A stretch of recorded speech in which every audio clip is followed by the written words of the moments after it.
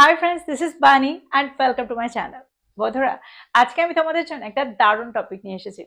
দেখো, বাংলায় আমরা প্রায় বলে থাকি তার যাওয়ার হলে সে চলে যেত, আমার তাড়াতাড়ি বেরোনোর হলে আমি বেরিয়ে যেতাম, যদি আমার বিষয়টাকে ব্যাখ্যা করার হতো আমি ব্যাখ্যা করতাম। তো এই ধরনের সেন্টেন্স আমরা কিভাবে তৈরি করতে পারি? এটা কি কন্ডিশনাল সেন্টেন্সের মধ্যে পড়ে? তো আজকে আমরা এই ধরনের কিছু স্ট্রাকচার দেখব।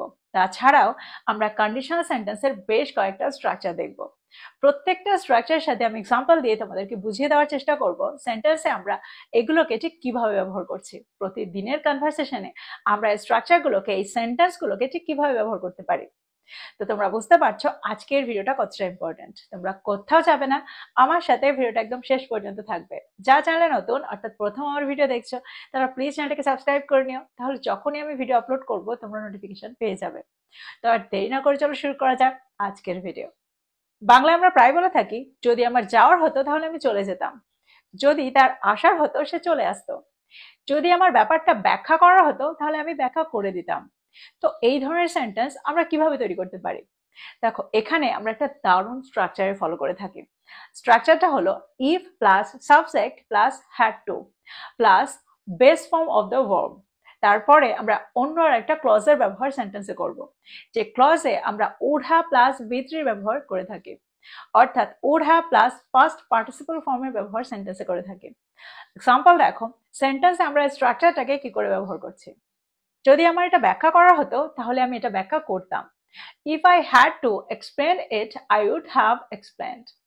If I had to explain it, I would have explained. স্ট্রাকচারটাকে খুব ভালো করে দেখে নাও। সেন্টেন্সের মধ্যে আমরা স্ট্রাকচারটাকে কি করে ব্যবহার করেছি? If I had to explain it, দেখো এখানে আমরা if plus subject plus had two এর ব্যবহার সেন্টেন্সে করেছি, তারপরে ভার্বের বেস ফর্মের ব্যবহার সেন্টেন্সে করেছি। তারপরে আমরা অবজেক্টের ব্যবহার করতেও পারি, নাও করতে পারি।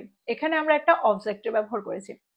তারপরে পরের ক্লাসটাতে আমরা বাকি অংশটা ব্যবহার করেছি, যেখানে আমরা উড হ্যাভ প্লাস V3 ব্যবহার সেন্টেন্সে করেছি। I would have explained. পরের সেন্টেন্সটা দেখো, যদি আমি বলি যদি তোমাকে এটা করতে হতো তাহলে তুমি চেষ্টা করতে। If you had to do it, you would have tried. If you had to do it, you would have tried. পরের সেন্টেন্সটা দেখো, যদি আমি বলি যদি আমার বেরোনোর হতো আমি তোমাকে বলতাম। If I had to leave, I would have told you. If I had to leave, I would have told you. যদি আমি বলি যদি আমাকে বেছে নিতে হতো তাহলে আমি এটাই নিতাম। If I had to choose, I would have picked this one. If I had to choose, I would have picked this one. আরেকটা এক্সাম্পল দেখো, যদি তাদের বেশি দিন থাকতে হতো তবে তারা একটা হোটেল বুক করতো। If they had to stay longer, they would have booked a hotel. If they had to stay longer, they would have booked a hotel. তো তোমরা বুঝতে পারছো এই ধরনের সেন্টেন্স আমরা কিভাবে তৈরি করছি। আচ্ছা, এটা কি কন্ডিশনাল সেন্টেন্স?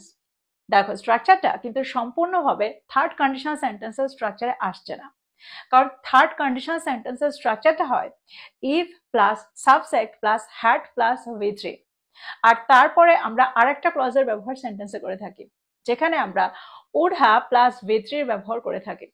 তো এখানে স্ট্রাকচারটা একটু আলাদা। এবার আমরা দেখব থার্ড কন্ডিশনাল সেন্টেন্সে আমরা সেন্টেন্স তৈরি করলে সেন্টেন্সের অর্থটা ঠিক কেমন হয়।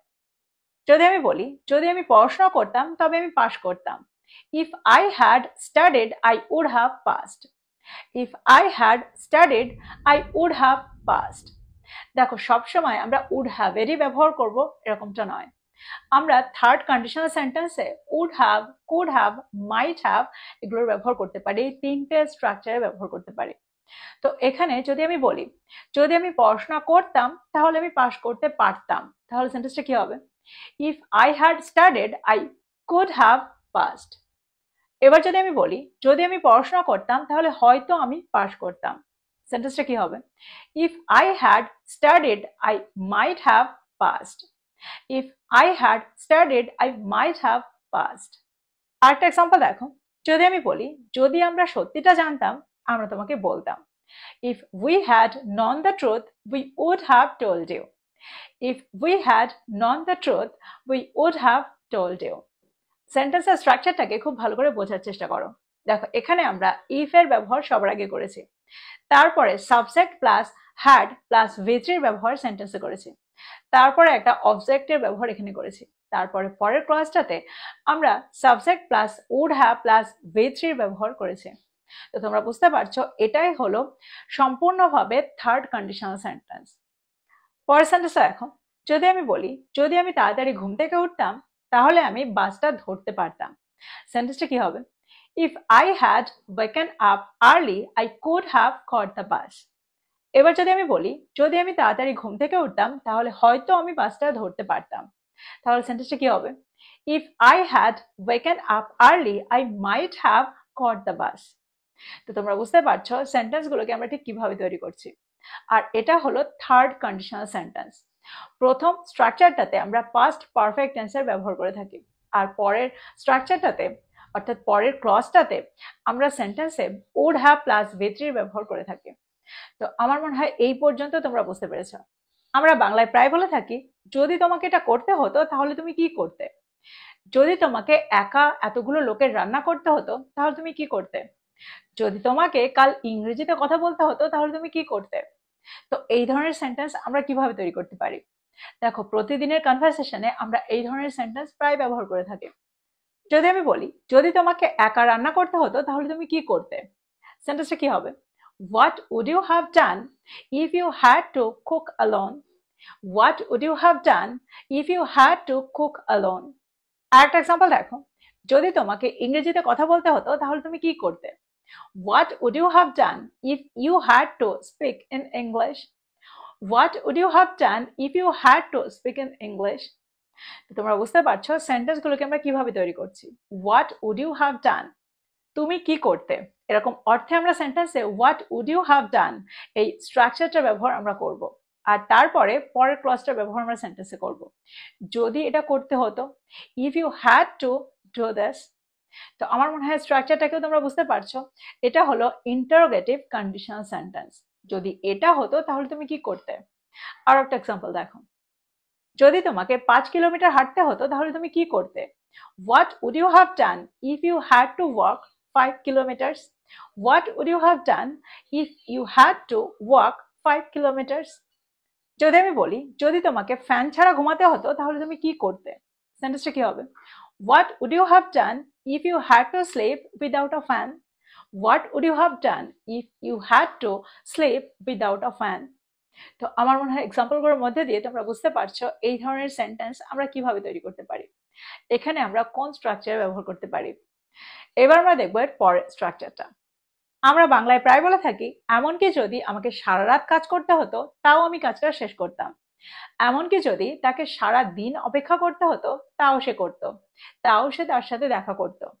তো এমনকি যদি তাকে এটা করতে হতো তাও সে এটা করতো, এরকম অর্থে আমরা সেন্টেন্সে কোন স্ট্রাকচার ব্যবহার করব। এখানে আমরা ব্যবহার করব even if plus subject plus had two. Sentence দেখো, যদি আমি বলি এমনকি যদি তাকে সারা দিনও অপেক্ষা করতে হতো তাও সে তার সাথে দেখা করতো, সেন্টেন্সটা কি হবে?